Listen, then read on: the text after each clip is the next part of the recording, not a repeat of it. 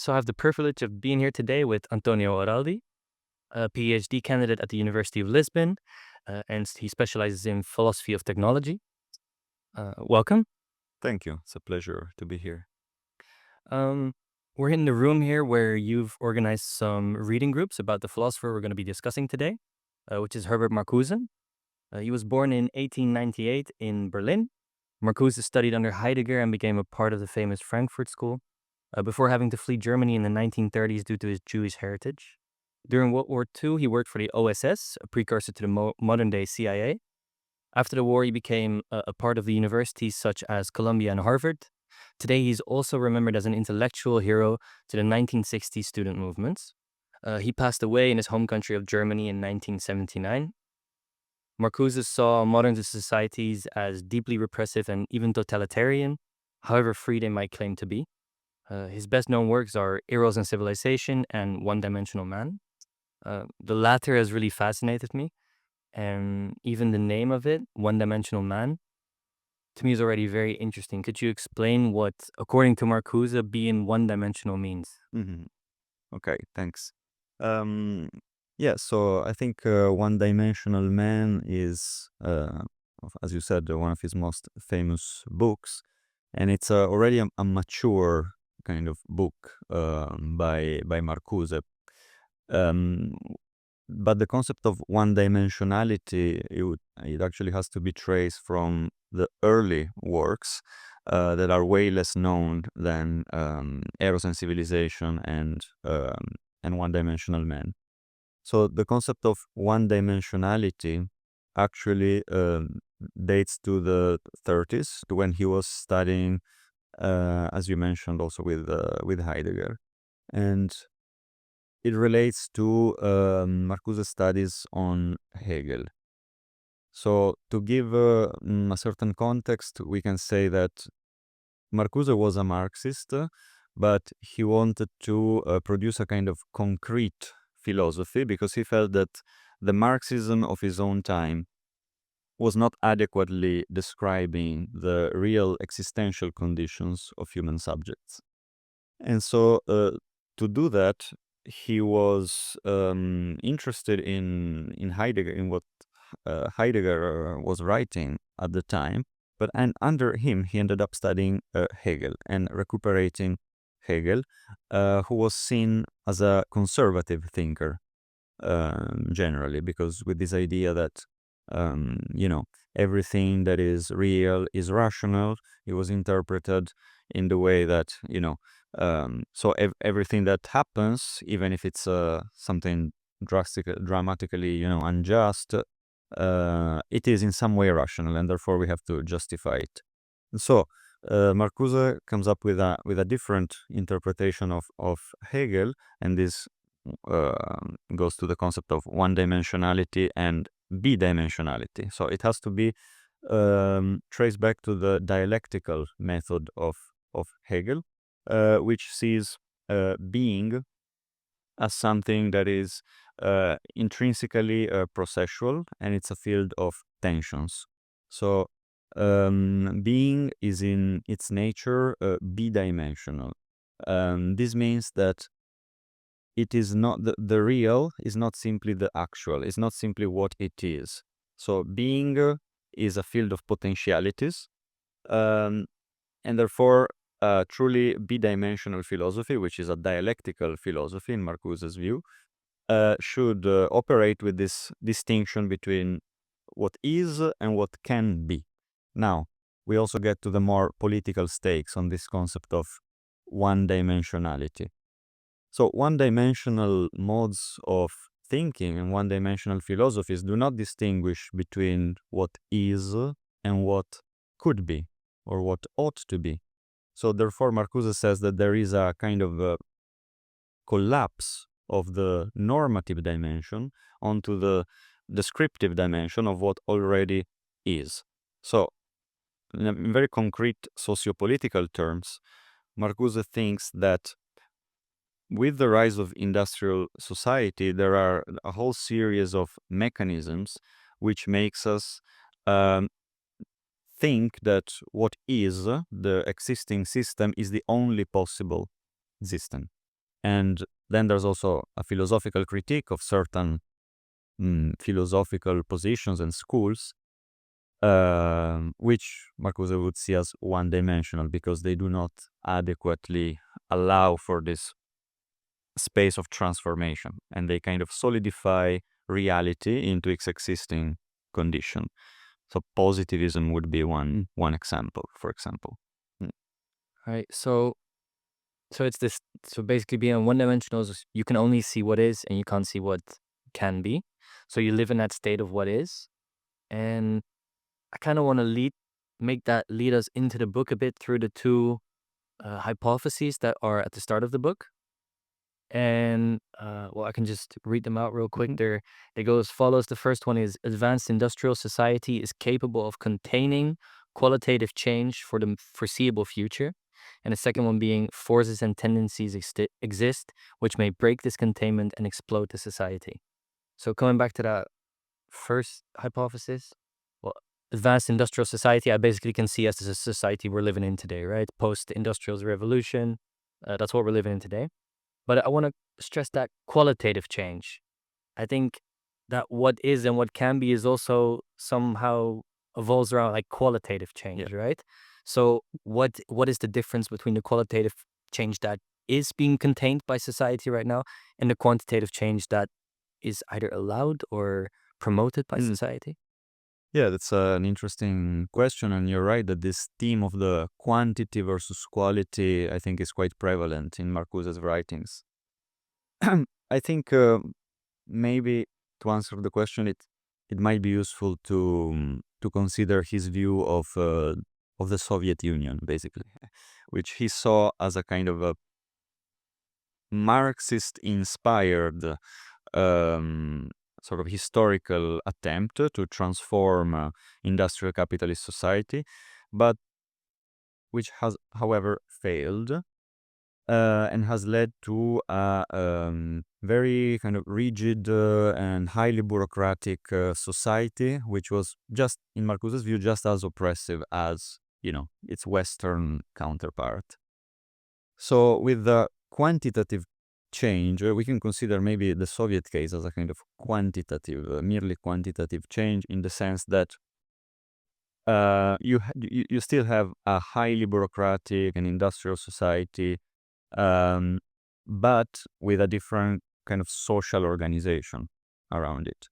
But what Marcuse wants to push us to think is the necessity of a qualitative change in the modes of existence that we, engage in. And I think this qualitative change has to see with his idea on aesthetics, on art, and on psychoanalysis. So, for example, in Eros and Civilization, he develops this view of emancipation as a kind of erotic liberation, which maybe we'll speak more about it later, but just to avoid confusion, is not the same as sexual liberation, but it's based on an interpretation of the concept of eros. And so a qualitative change would have to be one that is based on what he calls rationality of gratification. So it would basically be a massive social change in which, on one hand, we have material needs satisfied, but on the other hand, subjects have time and energy to really kind of fulfill their creative needs, their, existential capacities, aspirations, orientations. So, yeah, it's qualitatively different, I think, because and this is also quite utopian, but it is based not on a kind of a model of infinite performativity, but it's based on the real possibility of developing your potentialities. So there's certainly a strong existential element. So Marcuse is arguing that in the society we have today, there's not time for that exploration of the self. Um, Even though like a lot of people have a lot of free time today, we work 8 hours a day, but according to Marcuse, that's too much, or is that uh, is there just basically not enough free time that we have, or is it also how we fulfill this free time that we have? Yeah, good question. Probably a bit of both. Of course, the analysis also about work time, etc., has to be very much situated, no, in specific contexts. So maybe not everyone experiences the same, amount of free time, depending on, your class position, for example, or even your geographical position. And yeah, of course, also we have to say that a lot of Marcuse's analysis, especially in one-dimensional man, it really springs from a particular experience of kind of post-war United States slash Western society. But he was in the United States and he was mostly developing his ideas in relation to United States tendencies. But this is just to say, to kind of introduce an element of situatedness, to answer that question of how much free time do we really have. Of course, today we have this thing also, some tech companies experimenting with 4 days per week schedule. So again, the point being, free time is unequally distributed. So I think there's still large segments of the population that don't have just much free time outside labor. Um, a lot of people even have to, need to have two jobs to reach barely subsistence levels, which then also speaks to the kind of organization of technology, this kind of unequal, if we have a automation that can produce goods, why do we still have, a lot of people that have to dedicate their entire life to working? But that's a connected but separate question. But then definitely there's also the other element. I think it's not only about free time from, wage labor, but it's also about how the rest of the time is organized. And of course, Marcuse writes, in the mid 20th century, so it's before the digital society.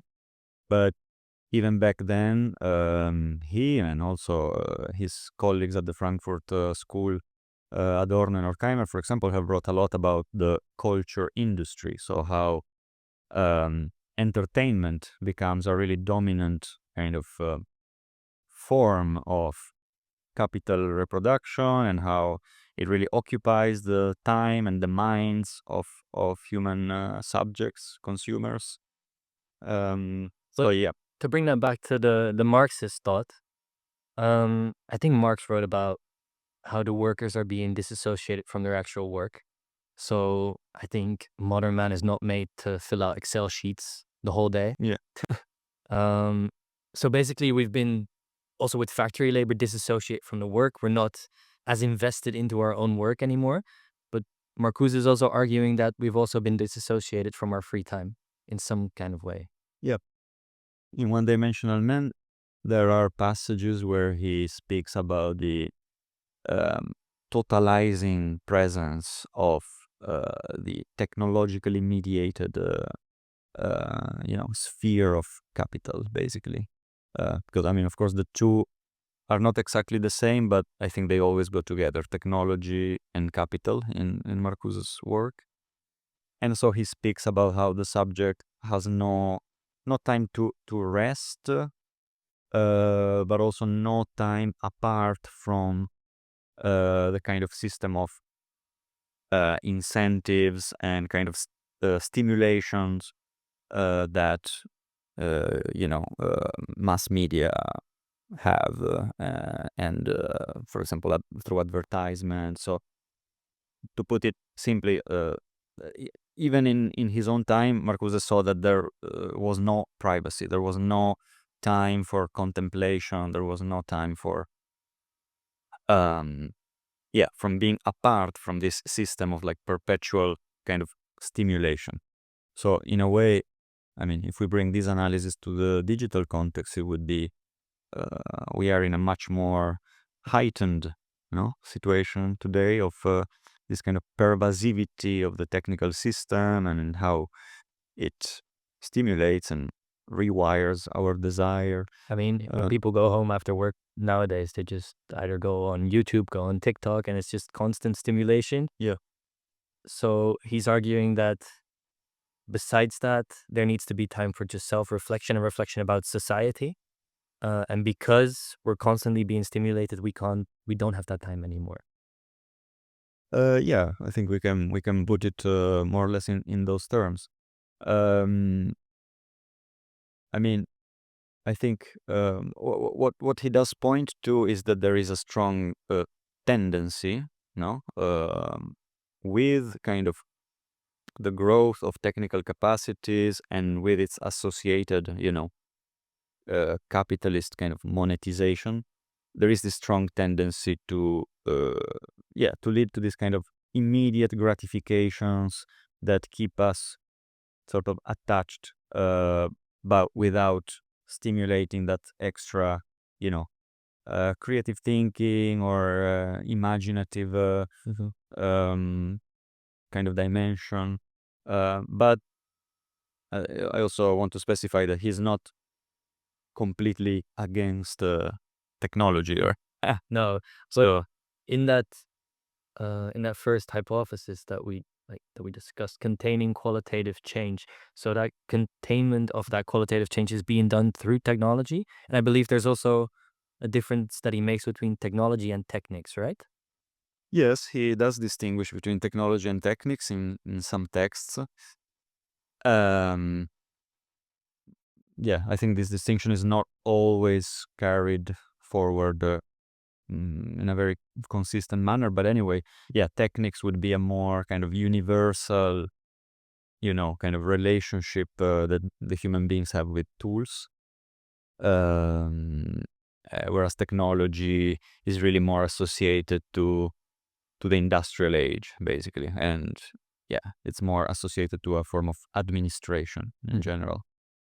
And the containment of qualitative change, I think, again, like the point in one-dimensional man is to say how through technology, advanced capitalism can be a form of administration that doesn't require sort of the frustration of basic needs. It can lead to, it can rather satisfy for large segments of the population basic needs and even something more, and that is consumerism, basically. So that people do not desire a kind of radical change, basically. So this leads him also to a thesis which is a bit heretical, perhaps, for Marxist thought, which is that the association between the working class and revolutionary change is historically contingent. It means um, the working class was the only possible agent of revolutionary change, perhaps in Marx's time. But now, I mean, when Marcuse was writing, he saw a working class that was more or less content. Again, we are in the United States, so it's situated, but there was more or less content with the kind of goods that the capitalist system could provide. Because, I mean, in the post-war, there was this boom and these technological advancements in automation that, made everything more efficient. So more goods for the population that, people could buy whatever, their cars, they could buy their whatever, home appliances, they could, have a holiday once in a while. And that transformation led to the fact that a lot of people, even arguably the most exploited, were not really so interested in making a revolution. So this kind of um, consumerism induced by the productive system and the technological capacities to satisfy a certain number of needs, let's say, um, led, in Marcuse's view, to this kind of containment, to this force of containment. But I mean, you could argue that looking at the start of the 20th century, and even a century before, when people were being exploited in factories and had, I mean, living conditions were horrible, and now people have a fridge, home appliances, have a car in front of the door. Could argue, like, I mean, the revolution has been successful. Everybody has everything to their heart's desire, but still somehow it's repressive. How does that work together? Yeah. Good point. I think on one hand,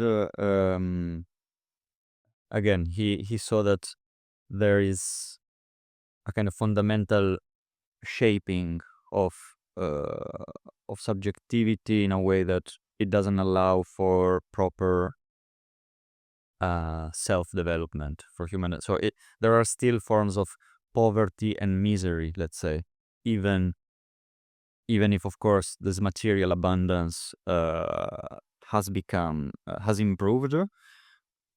And Marcuse is actually in favor of material abundance. Like, he's really, and this maybe we could talk about it later, but this might be a tension within his own thinking, being kind of against the kind of destructivity that technology and capitalism entails, and being in favor at the same time of material abundance. But anyway, so yeah, he does consider that material abundance is a form of emancipation against toil, against the struggle against nature, let's put it that way, which at a certain stage of human existence in the planet, for Marcuse, is a very real thing. So we struggle against nature, and then through production we reach a level of in which we can exist, and in which our life is not merely a struggle for subsistence. Um, but still, in this system, there are forms of repression and of like, on one hand, a kind of total administration of life, a kind of total regimentation of life, which is not compatible, in Marcuse's view, with true human potentiality, let's say. And on the other hand, there's also the question of nature, which is often there in Marcuse's writings, because he always talks about the domination of society and nature. So this, I think,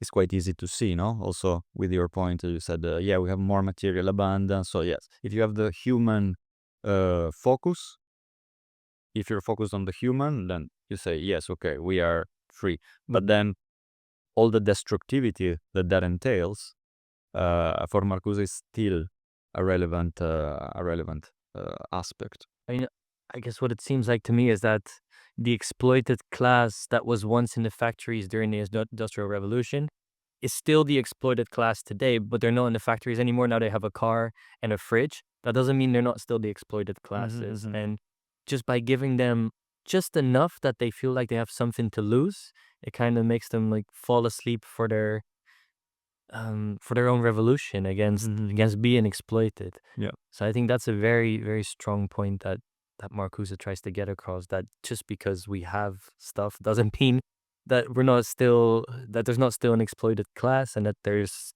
not a revolution that could happen against or for the exploited. Um, what I want to talk about as well is the focus on efficiency in today's society. So there's this ethos of efficiency and productivity. Everything has to be better. And that comes down, I think, to that quantitative change as well. Every year there has to be a new iPhone. Every year there has to be a new car that's more complicated than the last one. But focusing on this functionality, or at least this productivity and efficiency, which would seem rational, leads to a society where, I mean, there's a lot of people on antidepressants. There's a lot of people that, well, the mental health of society as a whole cannot be classified as very great right now. So how is it that this rational ethos of productivity and efficiency still leads to an irrational outcome of people being unhappy. Does Marcuse talk about that? Yeah. No, you touched on several interesting points. Just mentioning in relation to mental health, yeah, you made me think also of some passages where he talks about the happy consciousness in one-dimensional man. Basically, again, I think we can relate it to this idea of one-dimensionality and sort of what your attitude to change is. But again, the capitalist system with a certain technological development can superficially make you happy. So it can fill you with sort of entertainment, with this kind of quick forms of gratification, consumerism, buying a new thing, a new iPhone, as you said. And then he says, but this happy consciousness is not truly happy. Like, it reveals a deeper kind of unhappiness. And so, yeah, I would say that his philosophy is aimed at really taking happiness as a concrete political project, as a true aim of politics and of a technological society and of a new technology that he also speaks about, that would be oriented to happiness, basically, and not to domination. But yeah, so this is mentioning also the aspect of mental health and what happiness entails. And definitely, then, as you mentioned, the question of efficiency and rationality is very, very important for Marcuse. I think we can relate it also to Adorno and Horkheimer's famous book, The Dialectic of Enlightenment. Basically, the story being so in the Enlightenment concept of reason was promised something liberatory, no? So, like, reason was the vehicle of liberation from custom, myth, oppressive political structure. It's like the Kantian idea of think for yourself, don't let others determine your thinking, etc. So that was, an emancipatory idea of reason. But then, as reason, develops in society, especially embodied in techno-scientific and economic institutions, it seems to kind of completely subvert its original function of liberation. So it becomes this idea of reason that you were saying as efficiency, basically. It becomes reduced to a calculative mode of seeing the world as a kind of means to end rationality, as an instrumental rationality. So yeah, this is also a very important concept for the Frankfurt School in general and for Marcuse. Marcuse then tends to call it technological rationality. But precisely, the point is that reason becomes impoverished of its function of liberating the human, or being a kind of orientation toward the free existence. And with this focus of efficiency, it becomes completely irrelevant to what the human aim is, for what a good life is, to any telos in philosophical terms, to any end. It's only a rationality of means. So the means become detached from the ends. This is one of the key points in their critique of technological rationality and instrumental rationality. Yeah, and you were asking also about today, or Just so the reason should have been used in enlightenment to break the shackles of what we were experiencing at that time and set people free, but then it became almost a god in itself, that all attention was focused towards efficiency, and then it became our new oppressor by just focusing everything on efficiency. Now we're at the helm of efficiency itself, and we don't have the human ideal anymore. we're just focusing on efficiency. Mm-hmm. Mm-hmm. Yeah, I would say that's the point. And what what Marcuse does is, um, in a way, he wants to recuperate the concept of freedom, um, despite this negative transformation. So we can compare, for example, to another thinker, which is Michel Foucault in France. I would say that in a certain sense, they share the problem of how how does the human being exist in a highly rationalized and regimented society. So Foucault has a more historical kind of approach of analysis, a genealogical method, and so does very detailed kind of analysis of how these rationalization processes take place in schools, hospitals, all sorts of institutions.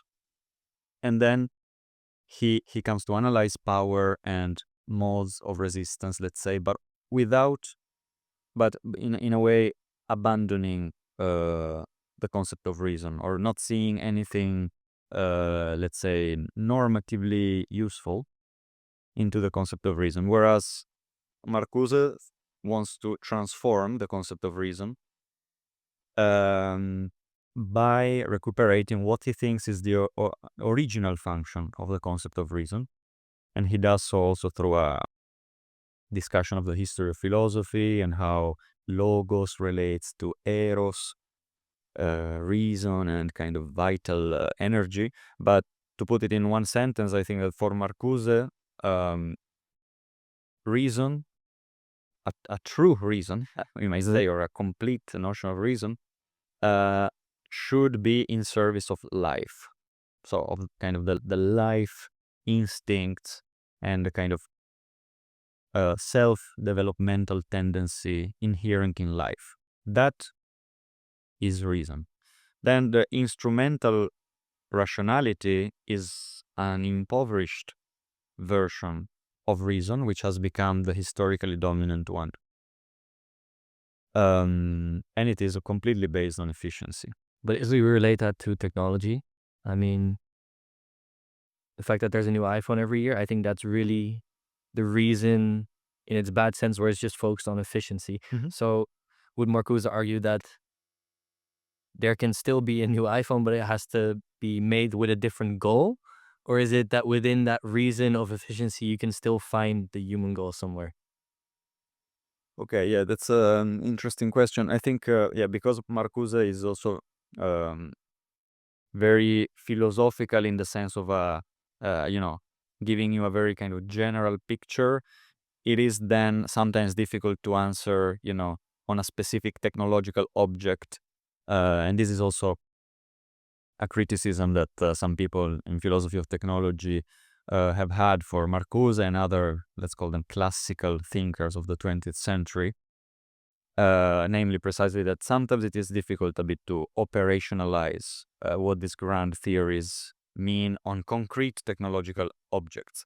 But I would say that if we had to have a Marcusian analysis of the iPhone, yeah, um, certainly you should not have this system with this kind of velocity of replacing objects all the time, because that is not really about an object serving a need or expanding your capacities, but it's rather the opposite. It's the satisfying the needs of production. So it's like making you desire a new object because there is this system of production which is unequal and distributes value unequally, which is then a form of domination which through advertisement and consumerism makes people desire the new iPhone. So certainly the pace of replacement, etc., is not is not on the table. But then also the design is an interesting point that you touch, because even if he doesn't give very detailed indications on an alternative technological design, but he does touch this point in also in One Dimensional Man towards the end. And in general, when he speaks of a new technology or an alternative technology, it would precisely be a technology that is based on an alternative design. And in a way, it's an unavoidable question for Marcuse's position, because he is in the odd but also fascinating position of claiming that technology is in itself, in the way it has developed, a form of domination and instrumentalization of nature, etc. But that this process can be altered from within. So technology is in a way in itself dominating, but we should not reject technology in itself, but rather we should transform its broader logic from within. I mean, that comes down to the second hypothesis at the start, right? The one of forces and tendencies exist which may break this containment and explode society. Yeah. So within, Yeah. well, in this case, it's like advanced industrial society, but in the technology itself is something that goes against the thing that it's very hard to explain. But I mean, it's also very hard to imagine, and that's another thing. Is it even possible for us to imagine that alternative in this society that we're in? Yeah, that's a good point, because the more you claim that the subject is alienated, let's say, the more the subject's imagination is stifled by the control mechanisms, the more it becomes difficult exactly to imagine transformation from within, you know? And this is also why I think Marcuse tended to see um, transformation as coming in some way from the margins of industrial society. So from those whose consciousness had not been completely captured, so to speak. So on one hand, we have the students, which he saw as not yet maybe completely co-opted by this kind of system of desire. And also the so-called third world. So people, not living in the global north or in the center of kind of geopolitical center. Now, I think this claim, at least for the latter case, after the globalization of capitalism, is more difficult to imagine it. But yes, there is this tension regarding the possibility of reverting the significance of certain objects and processes, that it has to come from within in a certain way. No, if you claim that a process is totalizing, and you claim that it is transformable still, then in some way this kind of counter tendency must emerge from within. Yes, so everything that stands in negation to the dominant tendency would be an occasion for this kind of alternative imaginations. Yes, that's what I would say. I mean, a point I want to get back to as well, which I think for people is also very hard to imagine, is when we think about totalitarian societies, Mm-hmm. we think about fascist regimes, Yeah. we think about dictatorships, maybe in the third world. But it's so impossible for people to conceive that the system we're living in is can also be totalitarian. And I think that's also an example of just when you're part of that system, it's very hard to think of something outside of it. Mm-hmm, mm-hmm. Um, so does that lead to the concept of repressive desublimation as well? Yeah. Yeah, I think we can connect that. Yeah. I don't know if it's even possible, but or if they even have anything to do, but it kind of leads me to that thought. No, definitely. Yeah. Yeah. To begin with, I think you're right. It's this idea that, Western liberal democracies are totalitarian, is kind of a shock to Yes. when you hear it. And um, I mean, even more maybe coming from someone who had to actually, uh, move, escape Germany because of Nazi totalitarianism. Yeah. So, I mean, he experienced both sides of totalitarianism, right? The more the archetype of totalitarianism in the fascist regime of Germany, and then the counter of that, the liberal society, which claims to be free, but in itself is also totalitarian. yeah, I think um, now, so yeah, I think he notices, of course, he knows that there are differences, for example, in the possibility of expressing opinions without being jailed automatically, or without being killed. But he saw deep contradictions, I think, within Western liberal democracies.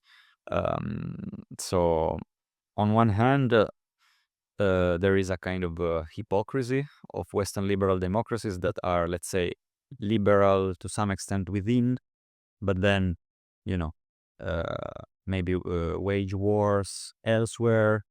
Mm-hmm. So, I mean, he was very active against the Vietnam War at the time, for example.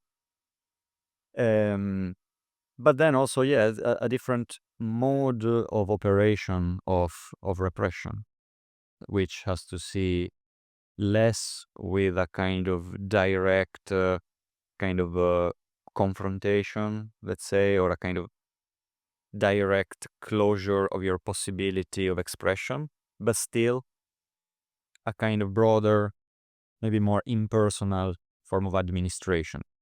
So again, we can connect it to what we were talking about earlier, no? The kind of giving people sufficient goods and entertainments that they are satisfied enough to avoid kind of subversion of the system.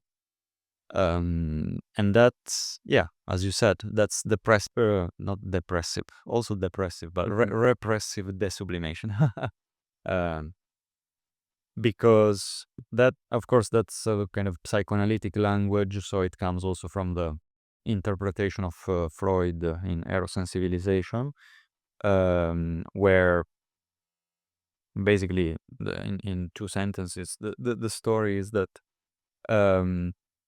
civilization, in order to progress, has to has to enforce a kind of sublimation of your instinctual energies, um, with institutions that kind of control them. So, well, with institutions that enforce a kind of morality or the family, religion, etc., so that you don't like directly express your instinctual energies in ways that could be destructive. So it's basically suppressing those instincts so they can, at a point, flow out into something that is actually productive to society. Yeah, basically, yes. And work is kind of maybe the main category of this kind of sublimation, no? So this sublimation of your instincts is a form of repression. So let's say up to a certain point, the story of repressive sublimation goes and stays. But then at a certain point of technological development, it becomes kind of unnecessary to enforce sublimation. And this is the story, especially, for example, in applies more with Western liberal democracies, no? So you have a kind of greater possibility of sort of letting your instinctual energies flow out. You have a kind of relaxation of religious morality, etc. But that does not automatically mean that you have eliminated repression. So, for example, again, the industrial system of destructivity and of managing time and resources in an extractive manner still keeps operating. But subjects can kind of, you know, freely express some of their instinctual energies, etc. So I would say that's I mean, repressive sublimation in a word. does that in a way also, if we take, for example, the urge of food, if I want some food, I can just go to the grocery store and it will be there. My instincts are immediately satisfied. Um, but by doing that, I move myself into a system of consumerism, which in itself is repressive. I mean, I think a clear example could be like the sexual revolution of the 60s, 70s. Um, that there was this extreme liberalization of something that was before very repressed. So there was this repressed sublimation. And now all of a sudden there's this desublimation, but it immediately, the system encapsulates this and it makes it into consumerism. So it takes the sexual revolution and turns that into consumeristic acts through, I mean, sex shops you can see especially in Amsterdam, in the Netherlands, where I'm from. And, you know, it's just, it immediately encapsulates the desublimation and makes it therefore repressive. Is that a way of explaining it? Yeah, exactly. And I think that's also why generally I'm a bit cautious with us. I mean, it's impossible not to associate Marcuse to the 1968 movements, etc. But I feel that the public perception, often even in philosophy today, of Marcuse is basically reduced to that, without further depth.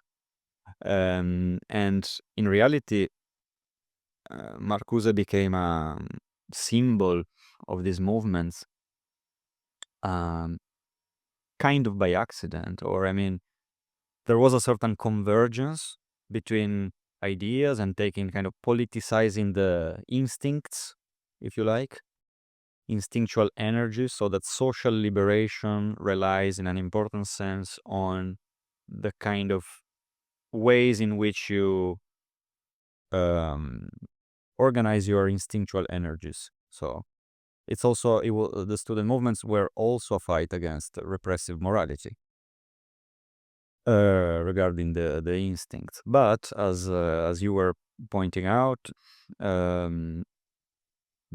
Marcuse's idea of liberation is not sexual liberation per se. Sexual liberation is a component of this broader idea of rationality of gratification, or erotic rationality, we might say.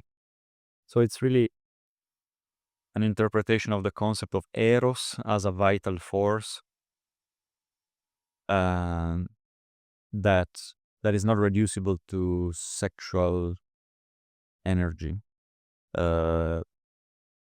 Sexual energy has a role, but then also becomes sublimated again for Marcuse. So like, it's not simply about that we are free if we can freely have sex with each other, to put it simply. But yeah, it's more about channeling energies in a way that lead to the possibility of living a life of gratification. Then what that exactly entails is not so trivial to say. But maybe I just want to say it doesn't mean having everything at your disposal. It doesn't mean like a life of, without challenges, without difficulties. Because sometimes it seems a bit like Marcuse is promising a kind of a utopia where pain is gone, where, we live in a kind of a fully automated paradise where we can be creative, etc. No. I think if you read Eros and Civilization, you see that it's a bit more nuanced. And that gratification also relies on a kind of obstacles, on kind of re-subjectifying yourself in a way through practices that are not dominated by efficiency or kind of infinite performativity. But yes. But so these student movements, he was a supporter of these student protests in '68, right? Mhm. So, but could you give an example of this repressive desublimation outside of the the famous example of like the sexual liberation, because I'm still struggling what it looks like outside of that. So I gave the example of the grocery store, but I don't think that really holds. Could you give a better example? I think when it comes to repressive desublimation, we can again associate it to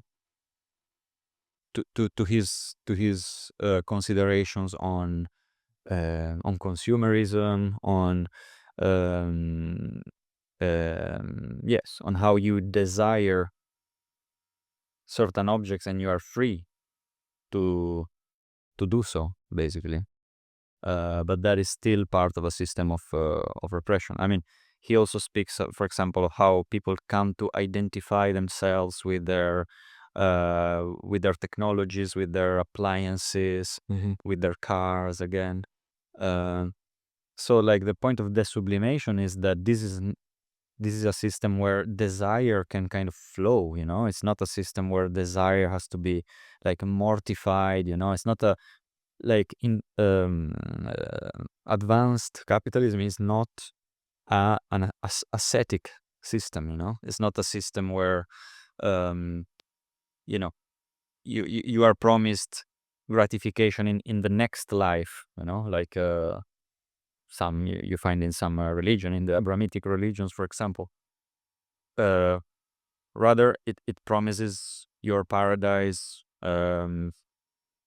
here now in the on earth. um so desire can flow. um then with so desublimation can go toward objects, I think.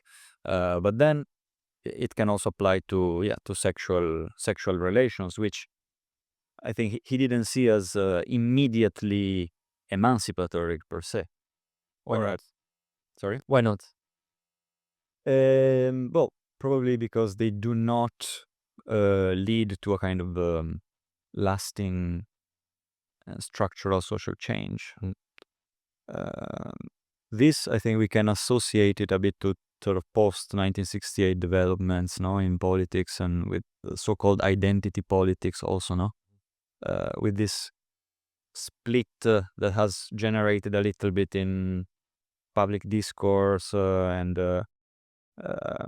about sort of identity politics, more concerned about exactly about your identity, where you come from, how you identify, etc., versus more materialist, socioeconomic kind of approaches to you know what freedom means, also what a kind of progressive politics should do. Uh, in this sense, we can say that nearly we can associate the kind of sexual liberation to the identity politics as not as being kind of relevant for subjective self-development. So not to discard it, but it has to go together with a more materialist approach in order um, to determine what the real conditions of subjective development then even can be. So, I mean, by now we've kind of established that our society is repressive and totalitarian, even though it claims to be, or might be actually, a very liberal society. So that doesn't mean the fact that we live in a liberal society doesn't mean that it can't be repressive or totalitarian. So what do we do next? How do we start this qualitative change? That's a $1 million question. um, yeah, I think Marcuse doesn't give very clear indications. He takes some examples as sort of forms of negation. And this, so coming back to the student movements, he is associated to them also because he did support them. He did, enter into dialogue with them. He held lectures where, they were all attending, etc. And this even is in contrast with some of his colleagues at the Frankfurt Institute. Because, for example, Adorno famously called the police once when the students were occupying one of the rooms. And Very bad thing to do when you're in that situation, right? Because the power of the state, which the police signifies, versus this movement of students, which goes against the system. Yeah, exactly. Marcuse was more positive on the possibility of change, and he saw in the student movements at least a kind of form of negation of kind of existing dominant tendencies toward exploitation. They really kind of he saw it, I think, as also as a force of opening the imagination. So to show that another society is possible, basically. And I think that's already an important thing, no? Um, Nowadays there is this very famous claim, which I think comes from the U.S. Theorist Frederick Jameson, that it's easier to imagine the end of the world than to imagine the end of capitalism. Okay. And so the imagination there has a political value, and I think for Marcuse, the student movements were a force of opening the imagination. So one of the places to imagine, well, to lead to social transformation is cultivating the utopian imagination. And he was openly a kind of utopian thinker. He starts one of his late essays, essay on liberation, precisely saying that the Marxist thinking has had a kind of bias against utopias. Marx was famously critical of utopian socialists, and Marcuse wants to reopen the question of utopia. Basically, the point being that if we are not able to imagine what another society is, no, if we are confined into these one-dimensional structures, then there can be no change. So I think the place to begin is with imagination. Then I mean, we can also, moving beyond Marcuse, we can.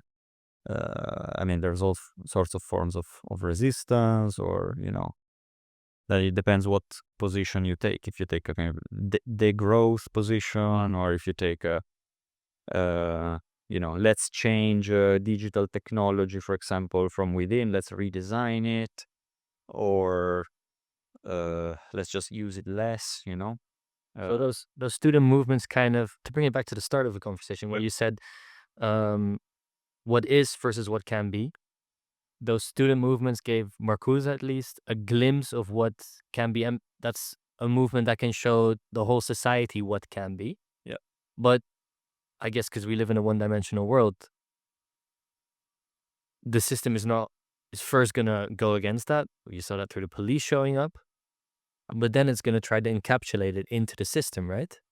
So those student movements, do you think they were successfully incorporated into the system and therefore not a threat anymore? Yeah, that's a good point. Exactly. And I think one of the aspects of administration, no, and this kind of imposition of one-dimensionality is precisely also how the system itself kind of adapts to new tendencies and finds ways of kind of administering them. So yeah, I think that definitely. I mean, if you look at the history of the last decades, I mean, the student movements did not lead to a revolutionary qualitative change, etc. I mean, so in that sense, one may consider them failure. But then it also depends how we judge failure or success in those cases, no? But I think going back to what you were saying, sorry, what was? I mean, just to interject, like a great example of what I think illustrates this is what happened to hip hop music, for example. So in the 80s, the main discourse of hip hop was fight the power, going against the system. But we look 30, 40 years later, what has happened, I mean, there's still some aspects, some niche parts of hip hop that Yeah. are against the system, but everything you hear on the radio is kind of promoting consumerism through the buying, the purchasing of expensive clothes, expensive cars, um, this whole consumerist lifestyle um, that it was not set out to be. So it was set out to go against the system, and then the system first goes against it by banning it, but then it starts encapsulating it, and before you know it, it's this consumerist product. Yeah. No, definitely. I mean, and again, we can also relate that to the kind of liberal sexual morality, no? I think that in the digital society, I'm thinking about social media, for example, is a kind of technical instantiation in a way of uh, of sexual liberation. I mean, it kind of multiplies the possibilities for Mm. kind of unleashing sexual energies in a way that, however, is highly commodified.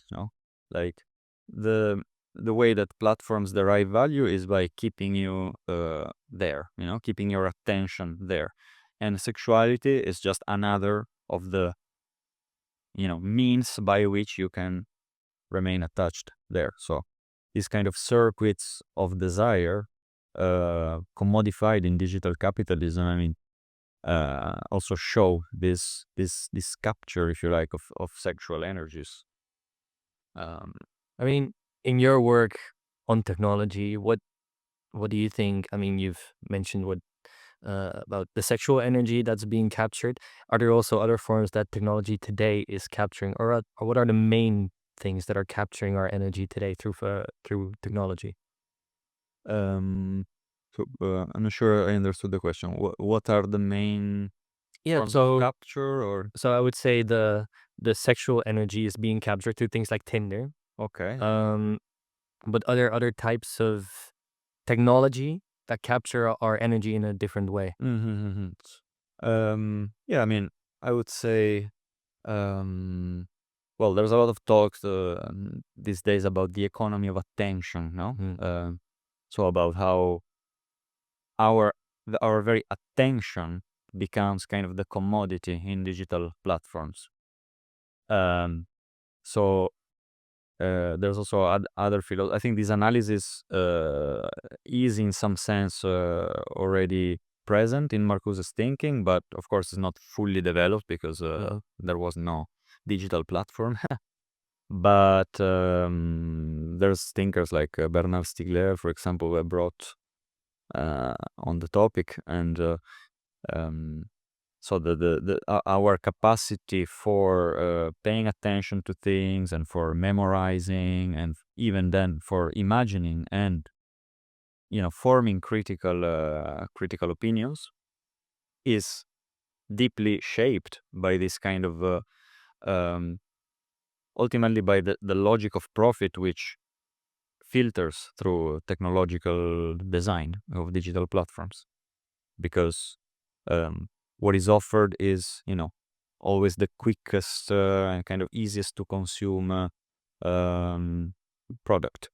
So there are studies, and there are a lot of perspectives today about this capture of attention uh, as one of the fundamental kind of modes of human cognition, which then has impacts again on imagination, and we can see it as a further kind of instantiation of one dimensionality, perhaps.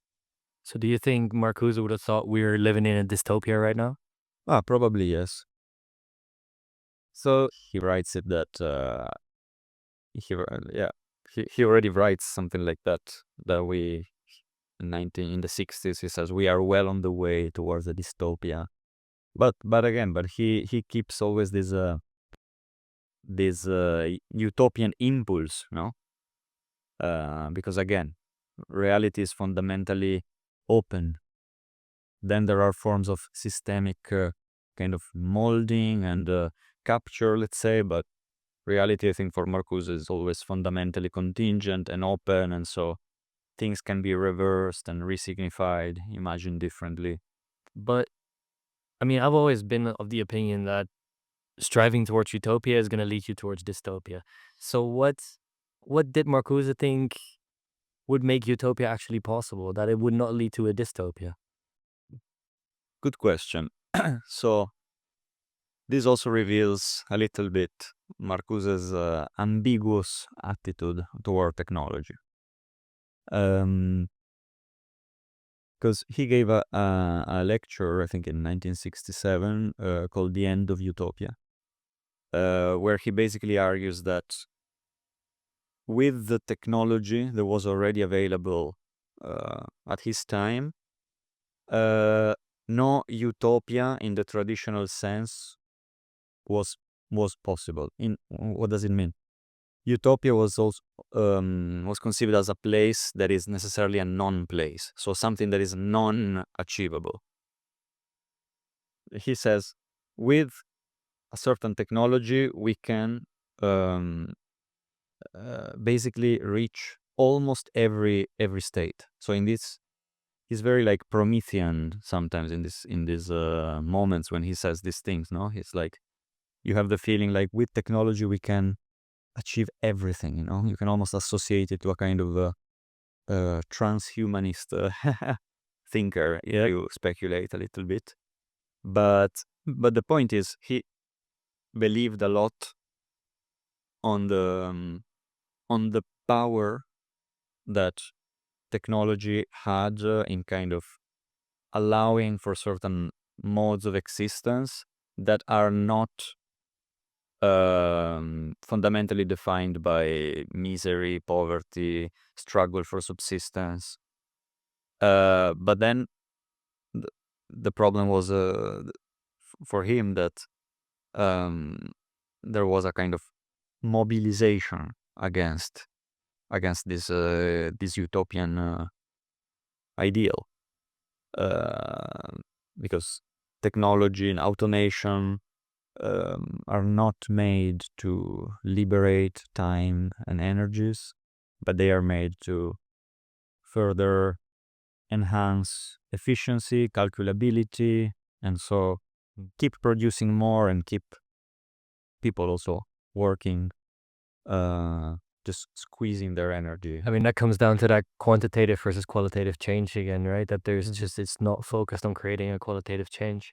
And for that to happen, I think Marcuse goes into the concept of the Great Refusal as well. First of all, could you explain that and what it looks like? If there's people today that you think come close to this Great Refusal? Hmm. So I think the Great Refusal. So sometimes with Marcuse, you are not sure if he's using a concept in a systematical, theoretical way, or if he's using it in a kind of strategic way. Um,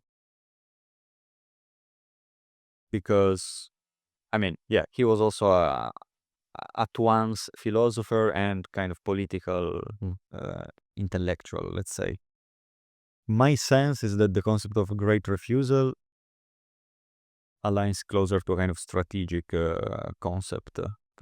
So, but overall, it expresses this kind of power of negation. So it's like, I refuse to stand by the codes, the norms that demand, infinite performativity,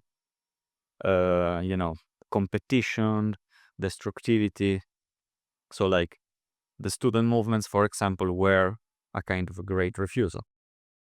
Arguably, all forms of protest, or most form of protest, can be seen as a refusal, or if not a great refusal, from Marcuse's own concept.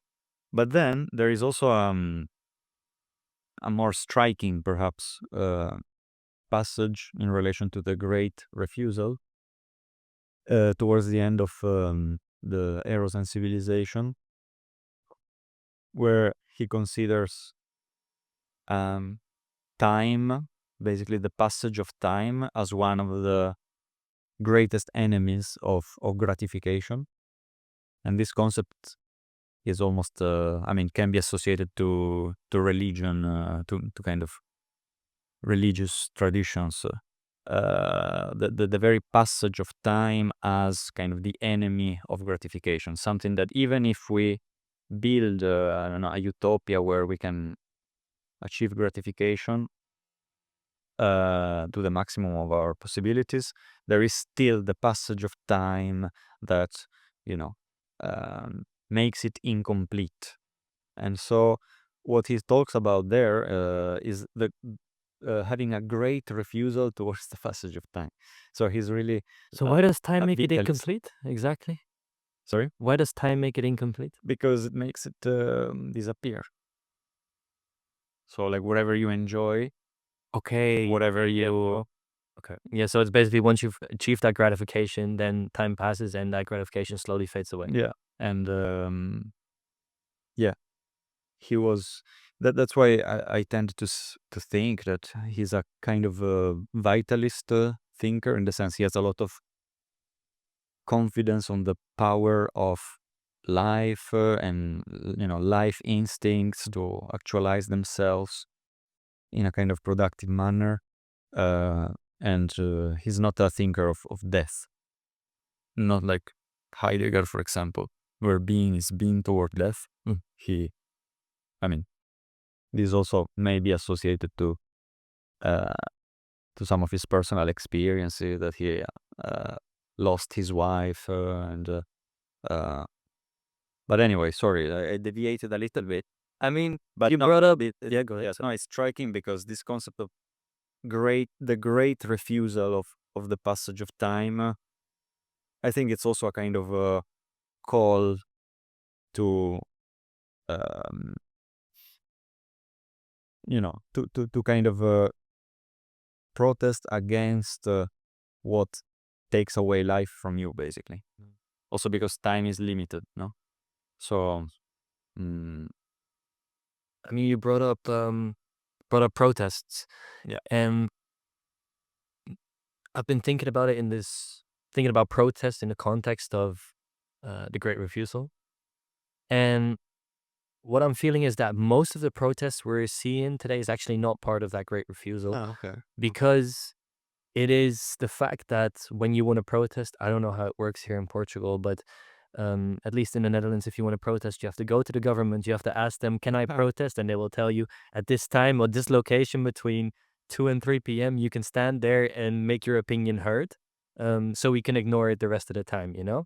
So that's why I'm thinking that as much as I might not agree with the way they're going about it, the climate protests you see, for example, where they're throwing paint on the Mona Lisa, to me, even if you don't agree with the message, to me that is still part of the Great Refusal, because it does not allow yourself to be encapsulated by the system. It just actually goes against the system. And now that you mentioned the stuff about time, I'm not sure anymore how that relates to the passage of time. But I do find it interesting that even refusal has been kind of incorporated into the system. Hmm. And Yeah. I think you can see that through protests a lot. I don't know if you agree with Yeah, no, that's interesting. Yeah, what you say about this kind of administration of protest, that's also the question about legality, no? There's also these debates also in political philosophy about legality and legitimacy. Should protest always be legal, or should it, challenge the law? Yes, I also tend to think that if you have this very regimented kind of protest, then it's not very much of I don't think it embodies this idea of the great refusal. As to other forms of protest, um, you said that you were seeing the the the climate activists, kind of throwing painting on art, as a kind of great refusal, right? Okay. Yeah, I'm not sure how Marcuse would see that, but um, I have to say that it seems that his idea of freedom and liberation and kind of post-capitalism utopia really kind of goes on the contrary of what is implicit in that one, in that specific protest, only because um, he was for like this qualitative change, no? Relies a lot on the idea of art as something liberatory. So as a alternative mode of existence, let's say, than work. So art and life in this vision have to, in some way, connect. So like um, the idea is that this kind of new sensibility that would have to emerge is an artistic sensibility. So like technology would become something like art, more or less. Not just like extracting resources ad infinitum, etc., but finding this balance between satisfying human material needs and then allowing for human creative experimentation and but yeah, the idea of art and play is very important in these kind of liberatory transformations also of technology. Do you see a movement like that happening anywhere today? um Not really, I would say. Not that I'm aware of. Um but I'm thinking of some, you know, practices of, kind of practices of learning, and kind of workshops, also where, where you learn how, um, you know, technologies work, and etc., and kind of also providing you tools for resistance or kind of alternative websites and stuff like that. I think we can in some way associate it to this project, at least from the kind of technology perspective. Um, yeah, I don't see something like this kind of surrealist, we might say, and utopian impulse in the in protest movements today. I mean, there is something utopian, we might say, in the environmental. There's definitely something utopian, yeah, but if it's then part of the Great Refusal, that's a good question. Um, so I mean, I kind of want to finish up by talking to you about how Marcuse relates to your work today. Um, so in the work you're doing today, how are you incorporating the thought of Marcuse, and do you think it's still relevant even today, or is it more relevant than ever? Hmm. Well, good question. Well, I mean, my work is a kind of um, comparison between traditions, philosophical traditions, ways of thinking about technology. And so, on one hand, I have a more critical theory of technology, which I associate mostly to Marcuse. And on another side, I have a French trajectory of thinking, which is mostly associated with the Gilbert Simondon. And overall, I mean, I think that Marcusean questions inspire my research quite a bit. Uh, for this idea of, what would an alternative technology or a liberatory technology look like, for me is very interesting. Um, and yeah, and that's just to start answering your your question on the relevance. I think that it's a very relevant question and thing to think about in an age which is obviously very technologized, and in which we often think that technology is something kind of neutral and it's inevitable, the way that it is organized, the way that it is mostly in the hands of five megalomaniacs, more or less, uh, and also that you know that technology is only an instrument. I think that's something that both Marcuse and Simondon, in their own different ways, um, kind of tackle. And this kind of a utopian or quasi-utopian project is to precisely see technology as a kind of co-constitutive mode of existence, let's say, which, because we are always shaping the technology, but we are also shaped by it, you know? So the challenge becomes of thinking freedom in this co-constitutive relation. And I think Marcuse's thinking is definitely a good inspiration for having a very strong critique of the way that technology is organized and built and designed, and also insisting on how it can be a vehicle of freedom. Yeah, both in a more material sense and in a more existential sense. Yeah. I think AI is very important in that as well, because with this start of the AI revolution, you might call it, um, we've seen that at least most people are using it again to be more productive Mm-hmm. at work, Yeah. in their life. Yeah. Whatever, productiveness, efficiency, that's what it's being used for. And I think if we took another look at Marcuse, we might take another look at AI as well and see that maybe we're just continuing this process of reason through efficiency with AI, when in fact this is such an important moment in the history of humanity that it might be actually having a second look at it, you know? Yeah, I agree. And also, yeah, so on one hand, there is that. So there are, this form of technological rationality, let's say, is still very much operating, I think, in a lot of, new technological developments, and in this idea of like smart cities, for example, that I also study a little bit and try to connect it to Marcuse, but to kind of show how did technological rationality transform today. Can we still think about something like Marcuse, talked about in terms of technological rationality? I think that it has transformed in a certain sense by allowing much more kind of indeterminacy and more expressivity. For example, the digital platforms allow for a kind of expressivity, even a kind of artistic expressivity.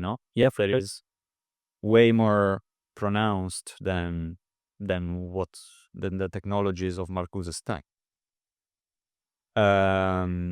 But at the same time, uh, it's still in some way contained. No, it is still administered, and it is a new site of extraction of value, basically. And when it comes to the discourse of like smart cities, for example, I think it's quite interesting to see that a lot of these discourses are premised on a narrative, of kind of seamless integration between, humans, environments, intelligent technologies, which are responsive to our needs, etc. And that to me seems simply a kind of update, of this kind of integration through technological rationality. You have this promise of something that is this promise of seamlessness. I think that's a key term, which is very pronounced in those discourses, but that you can already find in Marcuse's own thinking. Yeah. So just to conclude, are you positive about the way technology is headed, or do you really think we should stop, have a second look at everything we're doing, take Marcuse out of the bookshelf and use him to make technology into a second start? Or do you see him slowly being incorporated into the technological movement? That's a good point, because yeah, I think maybe some parts of his thinking, precisely because yeah, he insisted a lot on this qualitative transformation, and um, it's kind of more artistic sensibility. Mm. So on one hand, I think the digital technology has allowed for a certain kind of convergence between, you know, technology and artistic expressivity, which might in some way challenge his own perspective. And also another strand that I'm researching right now regards play. So because he argued that um, kind of liberatory technology would rely on the convergence between work and play. Mhm. Um, What would that look like? yeah, good question. But I related to gamification today. No, Okay, yeah. so how you have, on a certain sense, from one side you have a convergence between games. For example, digital games are more and more filtered by kind of a rationality of optimization, no, where you have Mhm. to kind of gain Yep. things, and it's almost like you're working in the game. Mhm. Something that's supposed to be play becomes a bit like work. And on the other hand, in many workplaces, you have like this system of ludic incentives, no? So like for example, even in Amazon warehouses, in some places they introduced is gamified systems where you have your profile. The more tasks you do, the more points you earn, and then maybe you get some kind of reward at the end. But I mean, so like, I mean, this is obviously not what Marcuse had in mind, no? Because I was again going towards this efficiency and productivity, right? Yeah, exactly. So in a way, that's a capture of play, we Mhm. might say. Um, and yeah, then philosophically, Marcuse takes the idea of play on one hand from Kant, with this idea of free play of the faculties. Mhm. So something that is not kind of determined by external kind of dictates or imperatives. So it's a kind of more or less spontaneous activity in which you discover things, and he talks about it in relation to the aesthetic judgment. So as the free play between imagination and understanding. This is Kant. But anyway, then transposed to Marcuse, and also in relation to Schiller's idea of the play drive as something that basically kind of allows you, it's a tendency that human beings have, no, to play. And it's something that allows you to have a kind of more meaningful relation with your environment. It's a disposition towards learning, etc.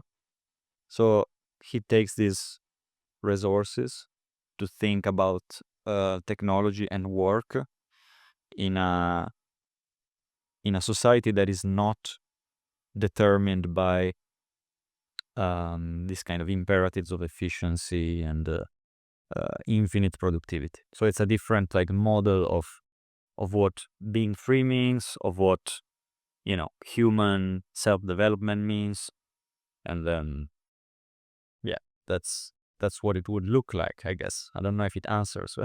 No, it does. It does for sure. Um, Thank you for being here today, and it was super interesting. And I wish you the best of luck with all your research. Thanks very much. It was a pleasure. Thanks.